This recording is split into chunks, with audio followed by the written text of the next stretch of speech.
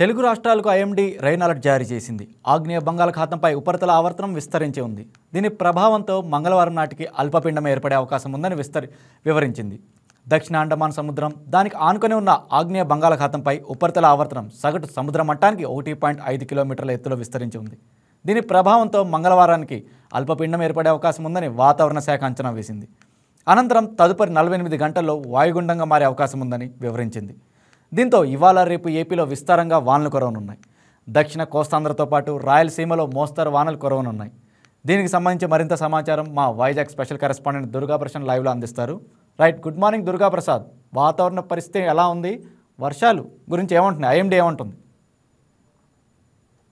Good morning Rajkumar. ఏదైతే నైరుతి ఋతుపవనాల ప్రభావంతో రెండు తెలుగు రాష్ట్రాల్లో కూడా గత 2 రోజుల నుంచి కూడా చెదురుమదురు వర్షాలు పడతా ఉన్నాయి. ప్రథమంగా మనం చూస్తే ఉత్తరాంధ్రలో అయితే నిన్న రాత్రి నుంచి కూడా భారీ వర్షపాతం నమోదైంది. మరోవైపు అల్లూరు జిల్లా పాడేరు, అరకు మండలంలో కూడా భారీగా ఈదురుగాలులతో వర్షం పడిన అంశం మనం చూడొచ్చు. ఈ నేపథ్యంలో విశాఖలో పలు చోట్ల బలమైన ఈదురుగాలు వేయడంతో కొన్ని ప్రాంతాల్లో చెట్లు కూడా నేల కూలిన పరిస్థితి మనం చూడవచ్చు. ఈ నేపథ్యంలో రాగల 3 రోజులకు కూడా ఐఎండీ లేటెస్ట్ వాతావరణ అప్డేట్ ఇస్తుంది.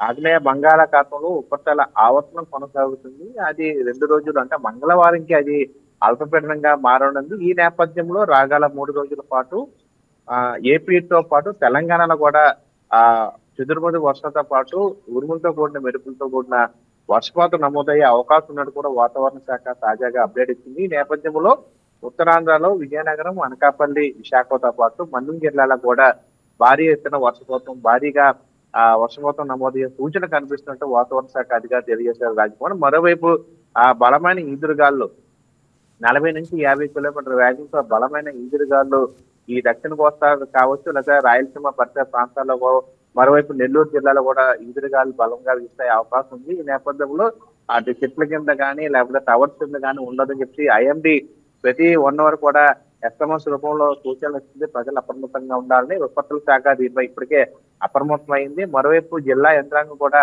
అప్రమత్తమైన అంశాన్ని చూడొచ్చు. అయితే ప్రధానంగా లోతట్టు ప్రాంతాలన్నీ కూడా పూర్తిగా జలమయం అయ్యే పరిస్థితి. గత రాత్రి భారీగా వర్షపాతం అయితే నమోదైంది. విశాఖలో అన్ని ఏరియాలో కూడా భారీగా వర్షపాతం నమోదైంది. బలమైన ఈదురుగాలు వేచి అయితే రానున్న వాళ్ళకి సంబంధించి ఎన్నో సమావేశాలు ఉన్నాయి. విశాఖ వేదిక ప్రథమంగా ఆ సమితి జరగనున్న నేపథ్యంలో ఇప్పుడిప్పుడే విశాఖ అంతా కూడా క్లీన్ చేస్తున్నారు. మరోవైపు అక్కడక్కడ చెట్లు కూలిపోయిన నేపథ్యంలో రాత్రే ఎక్కడైతే చెట్లు అయితే నేలకూలయో అవి కూడా తీసేసి క్లియర్ చేసిన అంశాన్ని కూడా మనం చూడొచ్చు Rajkumar. Okay, thank you Durgaprasad.